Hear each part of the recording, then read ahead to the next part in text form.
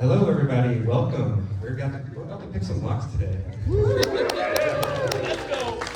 I'm excited. I hope you're excited because you all are definitely going to get some locks open. It's a lot of fun. Before we get some locks open, let's talk about a really fun topic: lockpicking in video games. Joe, here is a lockpick. It might be handy if you, the master of unlocking, take it with you. Thanks. Maybe I'll need it.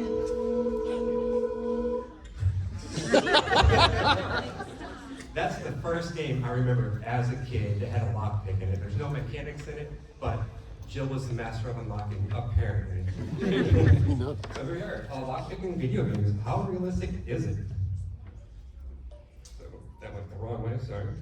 So we are Seattle Locksport. We teach the public lockpicking to increase physical security awareness, as well as build community. We're big about our community. We love our group.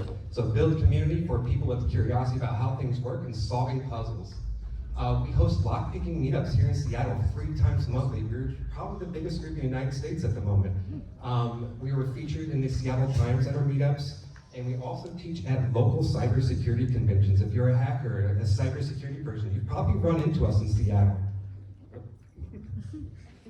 The games we're going to cover are right here. There were a lot of games that had lockpicking in it. Some sort of, just mention of it. But we picked out some that had some fun mechanics, and these are the ones we're going to talk about here. Awesome, thanks, Jeff. So I'm Matt. I'm also part of Seattle Locksport. I'm going to talk you through the 101 part of how lockpicking works, why it works, how we do it. Then we'll get back into some video games, some safe stuff, and then we'll actually let you guys try it out. So first things first, there are a few rules to lockpicking, which is why we're legally allowed to do this, and we're not criminals. A lot of people think we're criminals, we're not. As long as you're picking a lock that you own, that's fine. It's your lock, you can do what you want with it. So rule number 1, don't pick locks you don't have permission to pick. These aren't your locks on the table, we are giving you permission to pick these locks. We are not giving you permission to pick those locks or those locks or those locks. So these ones are good. If you want to pick locks at home, go to Home Depot, buy some locks, go to Goodwill, get some locks there, get some locks you can practice on. Number 2, don't pick locks that you rely upon. So don't take the skill, go home, decide you're going to go pick your front door. There's a good chance you could break the lock, break your pick in the lock. You'll see lots of lock picks breaking in video games. We don't break picks as much as the video games imply we do, but it can happen. And so you don't want a piece of metal stuck inside your lock. Then you have to call a real locksmith out, get your door open. No fun. Next, don't represent yourself as a locksmith. This starts to come up as you join a group. People come up to us like, oh, I just locked my keys in my car, can you help me out? And we don't know that's your car. Also, we could break your car, we're not professionals, we don't do that. You shouldn't do that either. Tell them to call a locksmith. They're certified, licensed, all those things, bonded to do the right thing. And finally, we try to only teach people lockpicking who want to learn lockpicking for good reasons. Like you find an interesting puzzle, you work in cybersecurity, you come to a cool gamer con, not you're under a bridge and want to get into a car. So if someone asks you, cool, that's a cool skill you have, can you show me how to do it? Kind of think about their motives, try to keep it legal. So those are our rules. On to the actual locks. So we're going to talk about pin tumbler locks today. So you've got in front of you, it's what you have on probably every single door on your houses. It's what you've got on a lot of your filing cabinets, things like that. It's not necessarily what you have on certain car doors if they have kind of a fancy key. There's also some fancy European locks that are different mechanisms. But pin tumbler, if you walk into Home Depot and buy a lock, I will bet you $100 it's going to be a pin tumbler lock. So this will cover 95% of what you see in the real world, at least in the United States. Anybody recognize the Tumblers Today magazines? Yeah, awesome. Cool. All right, so how do locks work? What are they? Here we go. Outer view, you look at a lock, this is what you're seeing. Should look pretty familiar, right? If we just slice off the front layer of this is what you'd see right behind that front piece of metal. So, there we go. Inside the lock, you've got a spring. The spring is holding down 2 metal pins, at least 2. There's a driver pin. We'll have that in blue throughout this presentation. There's a key pin. We'll have that in red throughout the presentation. There's a plug, and then there's the overall housing, and there's a shear line. So, what do these things do? The key pin is what interacts with the key, hence the name. You stick the key in, your key is riding along those key pins. You're putting it into the plug in that keyway there. That will lift up the driver pin, press against that spring, and if it lines up properly, you can actually get the lock open. So if we try to just turn this lock without sticking anything in, you can see the driver pin there is bound up. It's not going to let this lock turn. If we stick a key in, the correct key, you will see that it will lift the key pin up to the right height. We'll hit that shear line. So we have the driver pin above the shear line. That's the line between the plug and the housing. And the key pin is just right up there, lifting it right to that height. It turns, it opens. Make sense? Cool. So, a one-pin lock wouldn't be very secure. So most locks have 5 pins, give or take. 4 is pretty common in the US as well. More than 5, not so common. Less than 4, not so common. So that's just 5 of these things, right? We stick the key in, it has a bunch of different cuts, they're different heights. The key pins are different heights. If they match, it lines up. You can open the lock.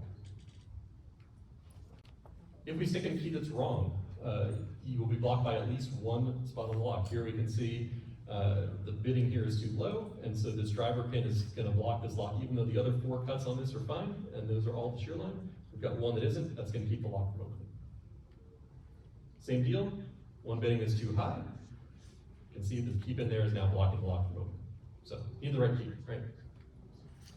So, now that you know that you need to have all 5 pins in 5-pin lock set to the shear line, how do we actually do that with lock picks? You'll see when we go to pick locks, we're not lifting all of them up at the same time. That would be really hard to do. You need to stick 5 tools in there. Please don't stick 5 tools in the lock at once, they'll jam up, it won't open.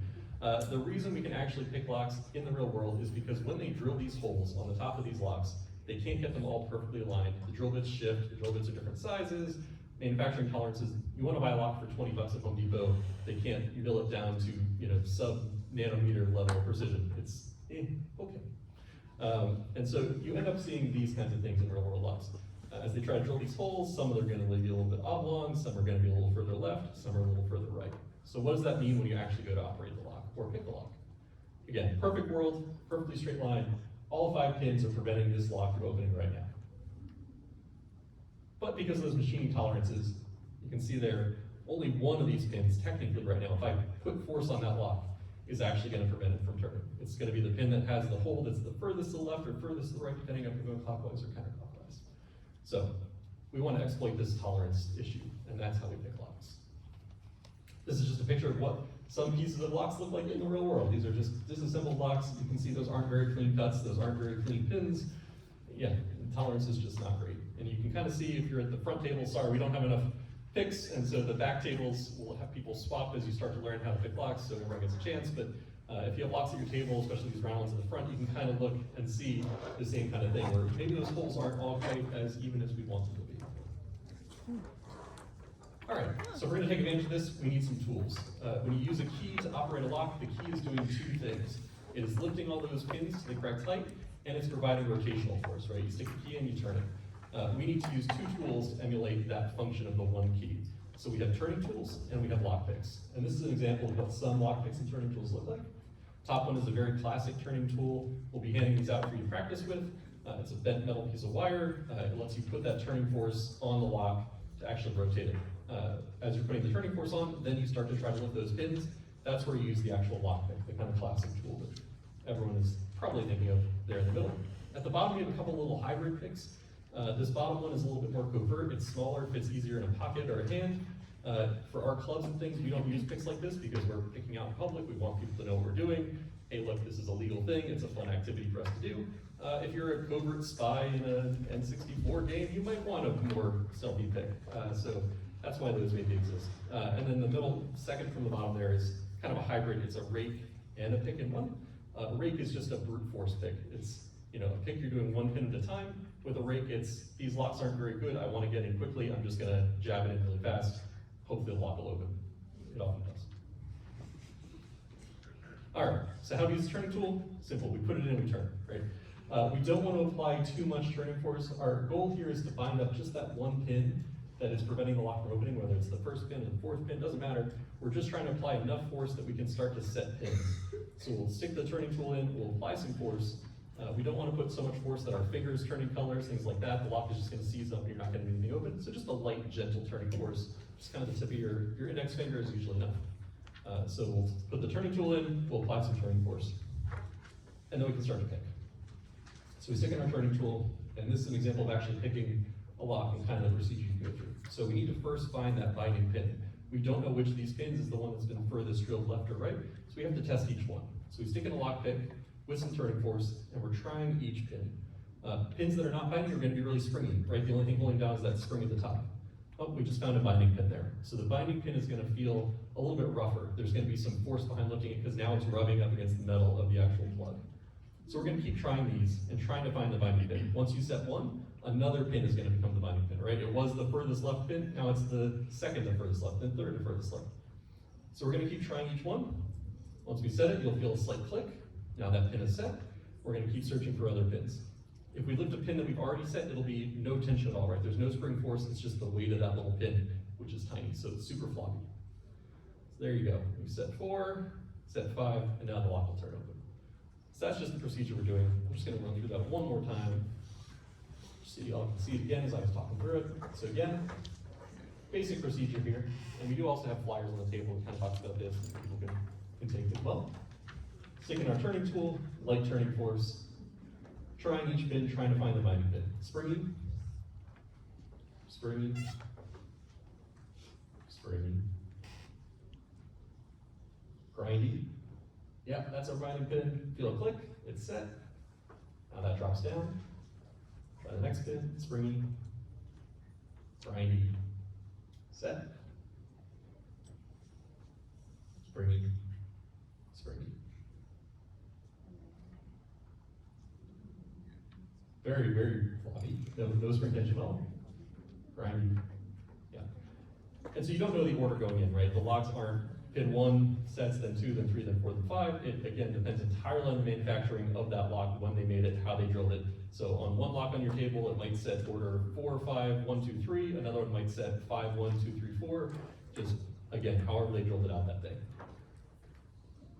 All right, we're gonna do just a 1-minute video. This is a lockpicker on YouTube. You're gonna see a lot of YouTube videos. We attribute them all at the bottom, so you know who we're showing here for a lot of game clips and things. This is just that exact same GIF we just showed you, but actually done in real life. So we'll let the helpful lockpicker here from YouTube give you a little demo. 1 feels springy, 2 feels springy, 3 feels springy, 4 feels springy, 5 is giving me some resistance. I'm lifting up on it. I got a shear line click, you heard that lift up. Now the key pin is dropped back down, and now that feels very floppy. You can see that the driver pin is now set above the shear line, and the key pin has dropped back down. Now we're going to go looking for the next binding pin. So 1 feels springy, 2 feels springy, 3 binding up, and I lift that. Got a shear line click. The key pin is now dropped back down, that feels floppy. 4, binding up, got a shear line click. The key pin feels floppy, and now that has dropped back down. So right now you can see that driver pin 3, 4, and 5 have been set to the shear line.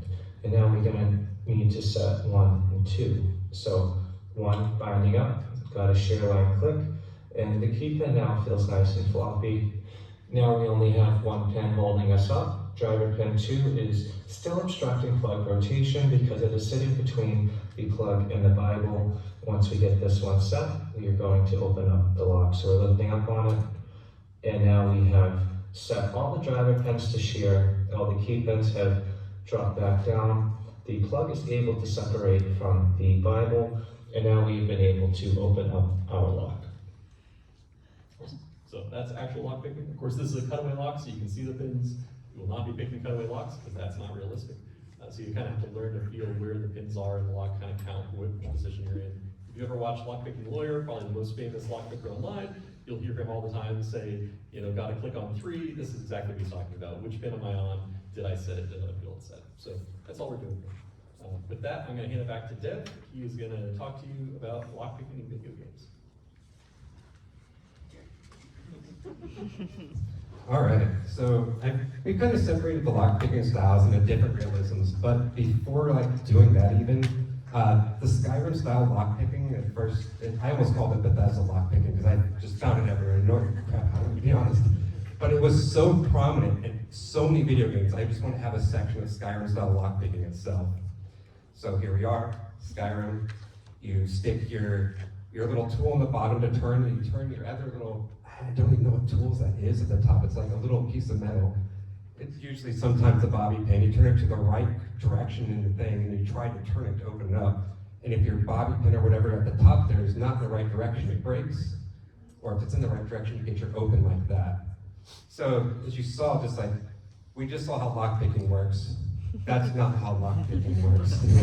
And they're using tools to pin tumbler locks on a lock that looks like a lever lock, which is a totally different mechanism. So it just, not the way it works. Next, we have Dying Light. What's interesting about Dying Light? Same exact mechanism, but you can see that it has the lock looks different than on the tables, because that's a European style lock. Those are actually built a little bit stronger, they're a little bit more secure, because they usually have more pins and security pins in it. But we thought that was interesting, so this game was probably made overseas. There's our open for Dying Light. Then we have a couple games here that same exact mechanisms. Escape from Tarkov, you see it's another European style lock, that big oval, that big, oh, there we go. Get the pointer very well, sorry about that. But yeah, so you see it's the same type of Euro style lock, and then the stun lock picking on the right, actually, it had a different style lock than that one. And that's actually a little bit more realistic, because it's kind of a cabinet style lock. If you work in an office, you see those little locks and cabinets. That's kind of what Scum did. Even more so, Fallout. So this one's fun, because if you look at the lock, I'm not good with this map. Oh. Is that monitor on? Is it showing up there? Yeah, I don't get it. So on the left, we have the Fallout style, and it's the same type of lock. It's like a cabinet style wafer lock that you see on the right. So Fallout, it actually, this is the bobby pin and screwdriver style thing. You notice that the bobby pin is just kind of stays static in one position. It doesn't move around a lot, so that's not quite realistic. But Lockpick Nick has tested this out, and he's done it himself. So we have a bobby pin that we'll use and a screwdriver. But notice we have to jiggle that bobby pin to actually make it work.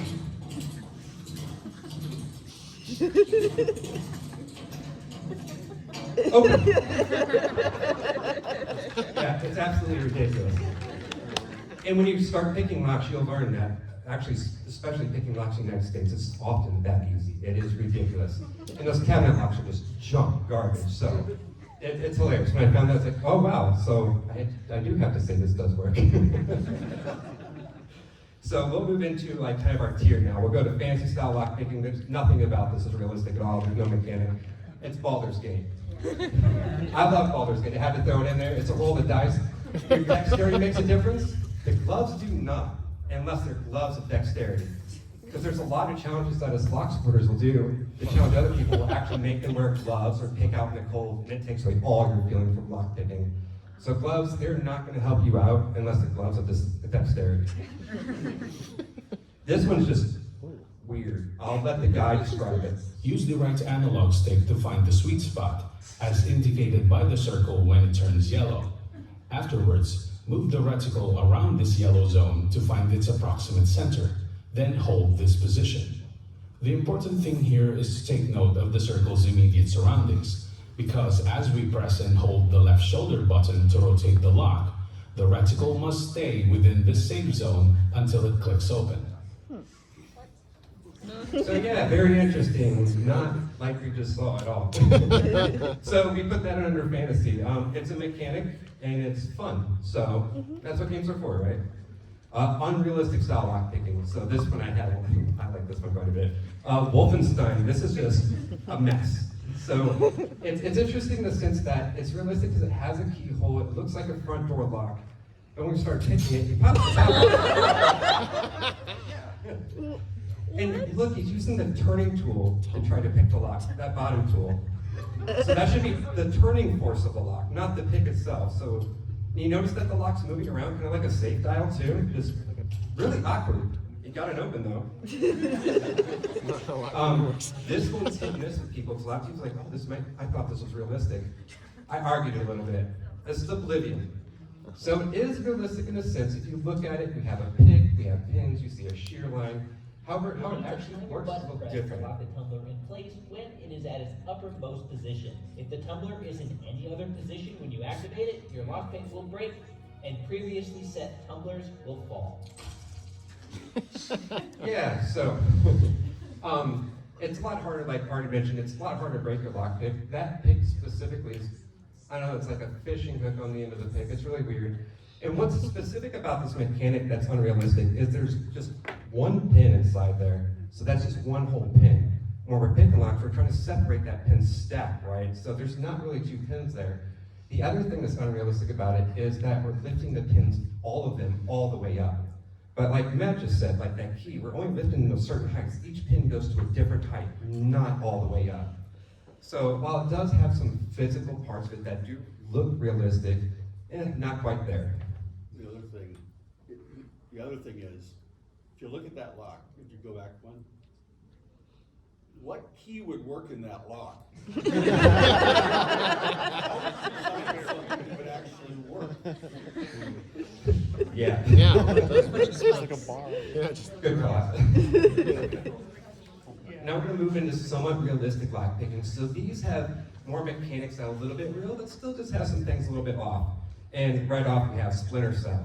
So what's realistic about this is they have the two different pins. One's dark on top, one's light on the bottom. You're trying to get them one at a time, create that separation. What's weird about it is the bottom pin doesn't have that little cone like the key pin usually does, and you're picking with what appears to be two turning tools, maybe even an ice pick with something else. So it's kind of there, but just not quite. And Splinter Cell has lockpicking with a lot of their games. They're all very close to this, and one of them had some pick where you picked it and do it on the other side. It's really interesting, but Splinter Cell, pretty on with this right here. This is Mafia, you can see in the bottom right. It has the pin stacks, a little bit more because on the game it's really small. So it has the pin stacks, it separates the pins, but the bottom pin, the key pin's upside down, and when they separate, they are not at the shear line, it's just all the way up there at the top for some reason, like it's a magnet. Risen 2. So this one's interesting. This one's basically in order. You just kind of memorize the order that you're touching them. If you mess up the order, they all drop down.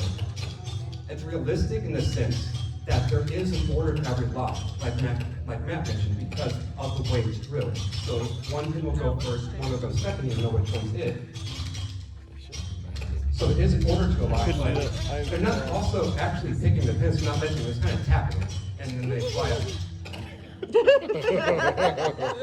So, kind of there, but not quite there. It's about as loud as it needs to be. Yeah, that one is, yeah. The realistic style lockpicking, this is where it gets a little bit more fun. So, this is a sleeping dogs. So you'll pick the pin, you'll lift them up. When you get to that shear line, then it shows the separation of the pins there. So you have both the pins, you have the shear line. If you mess up, you drop a pin, which is very realistic.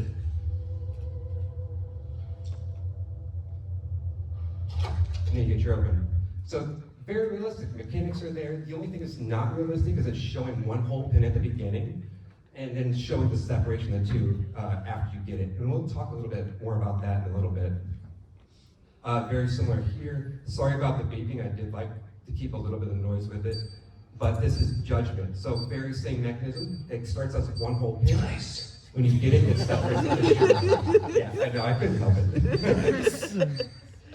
And it's also great because the person, Gamer Pillar, put all these words on the screen. They did the lockpicking words on the screen, not us. So this was a great video for us. That'll do it. There's our open. So again, just like the last one, sleeping dog, very realistic, but still a little bit off, only for a minor inconvenience. Here we go on to Thief, how to lockpick. This one's very accurate for the most part. What the difference is that the key pin there is on the top and not the bottom. And you see once they hit the shear line, for some reason, after they hit the shear line, oh, it's good, and they put it all the way at the top for some reason. And then, yes, this one's great. This is a really fun game for German to check out. It's ridiculous. American Theft 80s. You're basically going through American neighborhoods, just breaking into and robbing whatever. And the lockpicking is accurate. Yes, we can use the lockpick. It's nice to have this completely available. accurate. You hit the shear line, break the separation, get your open. Right. Accurate. And it's a fun game. You all should seriously check it out. You're just going through neighborhoods. It's ridiculous. Unconventional methods. Who's been around for N64 GoldenEye? Yeah.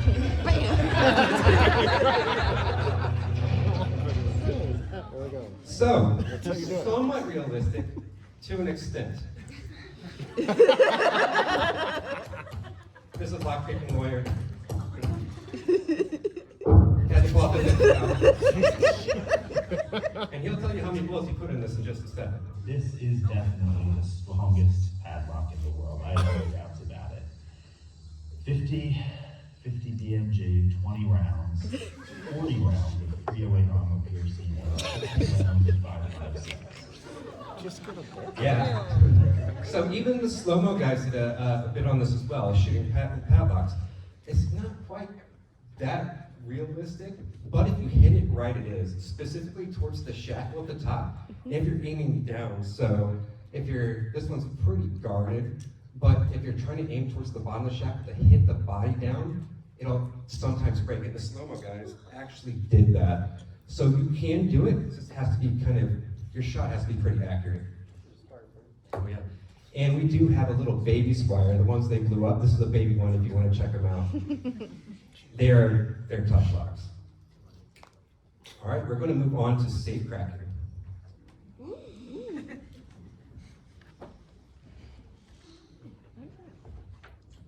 Hey, my name's Peter. So safe cracking isn't that well represented in games. I think it's not as cool as lockpicking. So we do have a couple examples here. So what's this game? Starfield. Yeah, there you go.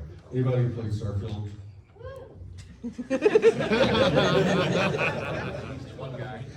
Yeah. Basically, this is you line stuff up and it opens. So not terribly realistic. I'll show you some better examples here in a minute. Let's see. We've got this one, Star Wars The lockpicking Outlaws. mechanic in Star Wars Outlaws is essentially a rhythm minigame. When presented with a lock, Kay will use her data spike to try and pick it. As you can see, the yellow flashing light denotes the beat that you need to match. Initially, this is pretty tricky, and you can see here I was really struggling with this one. But it's really quite simple, but the musically minded amongst you may find this a little easier. Right? I'll show you how it really works here in a second. And yeah, Hogwarts Legacy. Roll the gears. We're going to use our keys to move them around until the side here starts to spinning. Then you'll move on to the inside ones, and we're going to move the inside ones around until the inside one starts spinning.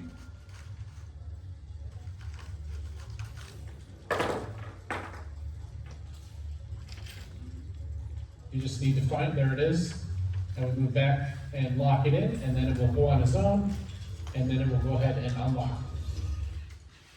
Right, there you go. And by far, the best spectacle on a game, it's actually a simulator. It's called Sophie Simulator. I don't know who Sophie is, but wherever they are, they made an incredible representation of how a safe dial works.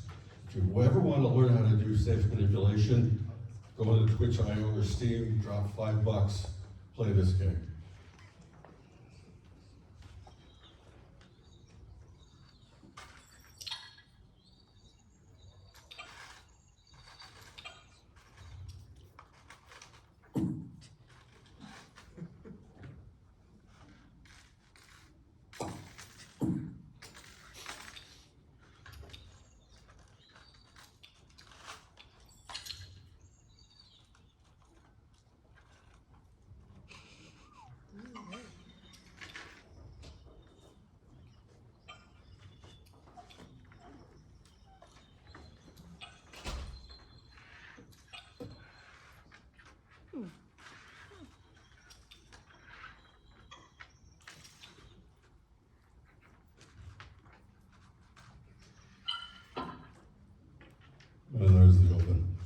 So, actual safe manipulation is basically paperwork.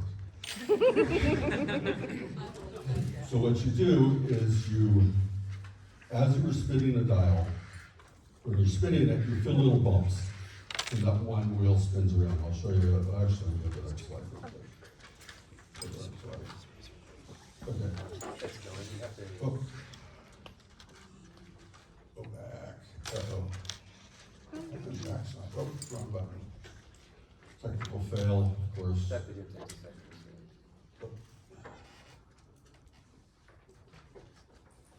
push play. They'll take a second. It's probably going. I noticed that before. Should go with this. Okay, anyway. You talk. Okay. Basically what you do is you spin the dial, and as you're spinning the dial, you will feel little bumps. And you keep track of where those bumps are on the wheel by writing down a little number. You make a little graph, and that was important. So if you really want to know, find me. I've got a safe file I can show you. So let me go back to what it actually looks like. Sorry.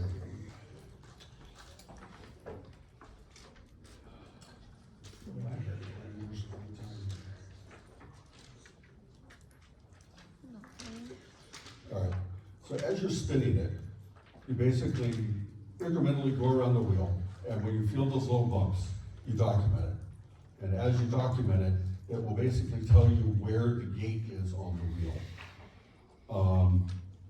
If you're really good, you can do a usual safe style in a couple hours. So that's probably why it's not in too many video games. People want to spend 2 hours spinning a wheel. So, anyway, like I said, if you're more interested in this while I'm walking around, let me know, and I can tell you more information about it. So let's scoot forward to the one game that basically does everything, which is kind of weird. So it has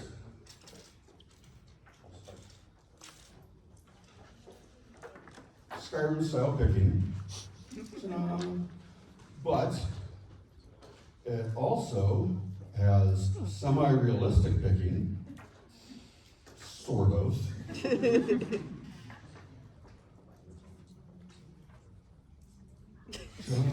And it's got completely bogus picking, where you just put the widget in and you push a button and it unlocks the lock.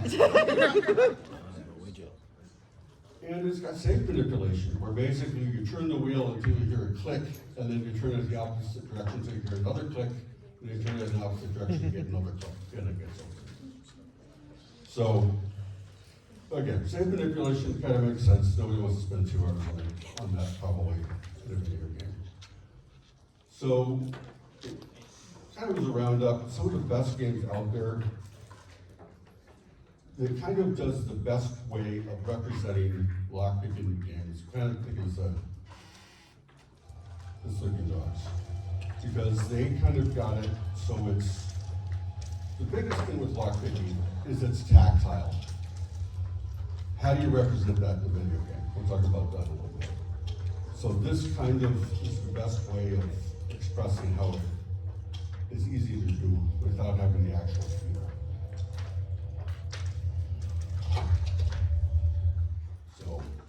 And when it comes to lockpicking, Lockpickers United, which is an internet group, has basically come up with a belt level. So you can level up your lockpicking. And it's actually an official thing. You will pick a lock on video and then take it apart to show that it's not, you didn't tweak it or mess with it. And you'll get awarded different belt levels. So if you're into competition and you want to do something other than a video game, you can actually do it with locks. So. And this is the reason why, okay, is there anybody in the room that's actually a game dev or working on games? Okay, we got some, good. This is the reason why it's important to pay attention to how things work. What we're going to do is level up our security stats, and the way you would normally do this is by lockpicking things. And the interesting thing about the lockpicking minigame is you get experience from setting a tumbler in the correct place and also successfully picking the lock, or even failing to pick the lock. All of these things grant experience. So yes, we could repeatedly fail this lock over and over again and get experience, but then we'd run out of lockpicks. Alternatively, the smarter way to do this is to push up the tumbler and then have it set in place, like so. From here on out, we can do something very entertaining. If we click, you'll notice that, ooh, the level up sound just played. That's very interesting indeed, but we're not getting into this lock. Oh, well, ladies and gentlemen, that's because someone over at Bethesda accidentally made it so that when you click your lockpick upwards, you gain experience. But if the tumbler is set in place, your lockpick isn't damaged. This means that every time we click our mouse button, we get security experience without there being any risk at all. So of course, I'm just going to hold down my auto clicker, and I'm going to gain a decent amount of security experience without doing anything at all.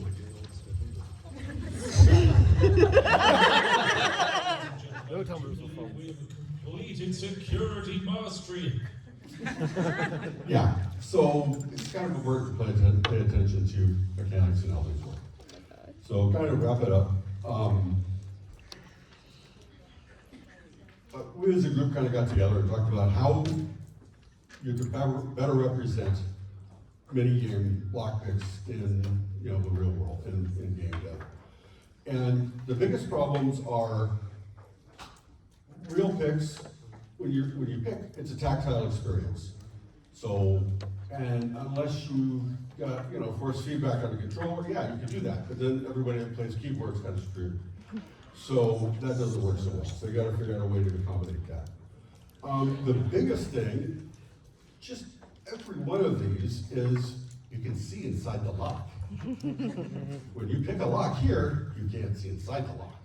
So if you want to try to make it more realistic, you're going to have to find a way to make it so you're basically looking at a lock that you can't see into. I guess a couple of them you can see into, but most of them you have to sign to. And again, wrong tools, wrong techniques, and basically you've got, once you figure out the minigame to, pick a lock to Skyrim, it's the same minigame for every single lock. You can come up with a different, doors are picked one way, chests are picked a different way, something else is picked a different way to make it a little more variety. So some of the things that you can do to help maybe fix this would be, tactile, force feedback, but again, you've got problems with keyboard folks. The one thing we thought about was auditory, because, when you're playing these games, you can hear what's going on. So, the scenario we came up with was, if you have a pick that's got like little marks on it, so you know how far in and out you are, you can use one joystick to move the pick in and out, use the other one to push up or down, and when you're moving a pin, when it's not set, it would maybe make a little ding ding springy noise, or when it is set, they go, a little scrape noise, so you know it's binding. And then as soon as you get it the right level, you get a little click, maybe a little, animation lock might shift a little bit, and you can go through like that and actually pick. And the other thing is, there are many other ways to lock things up versus pin tumbler locks. There's different types of locks, there's different types of locking mechanisms.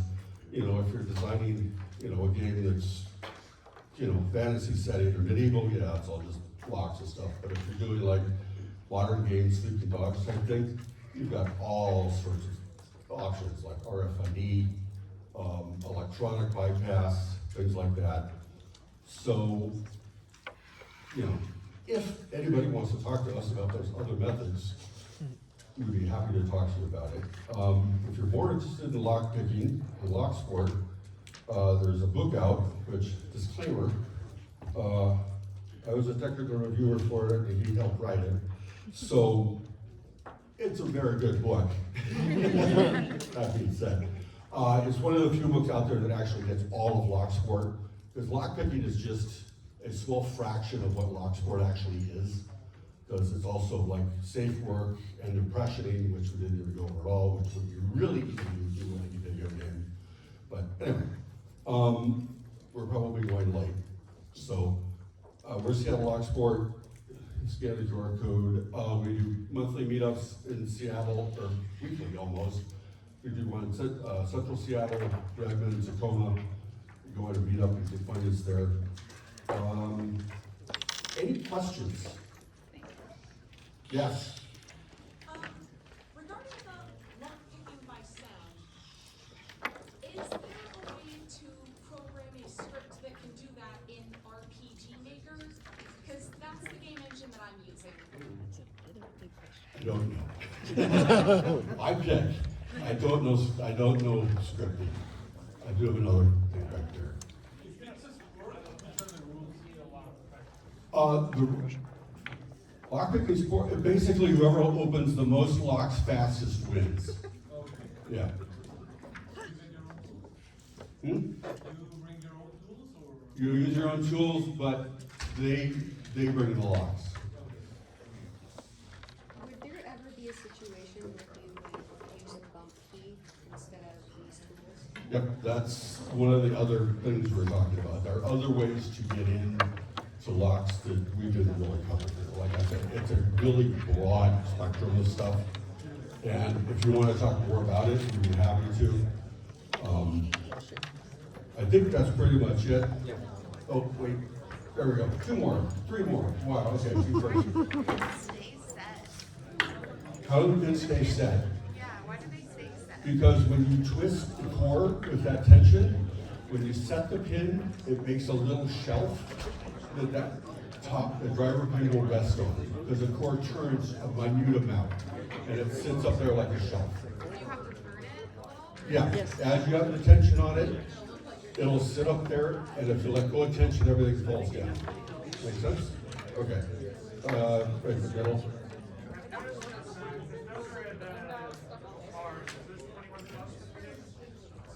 I couldn't hear you at all. 21 plus if they take place at bars?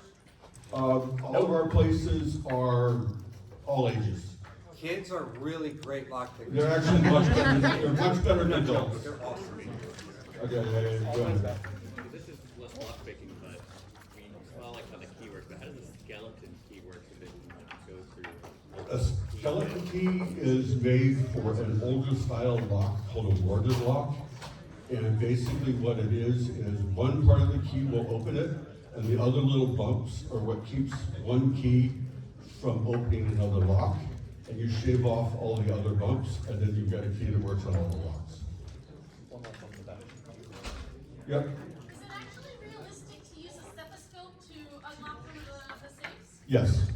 And is it like still regularly used, or is it more like computer stuff? Yeah, it's more of a backup.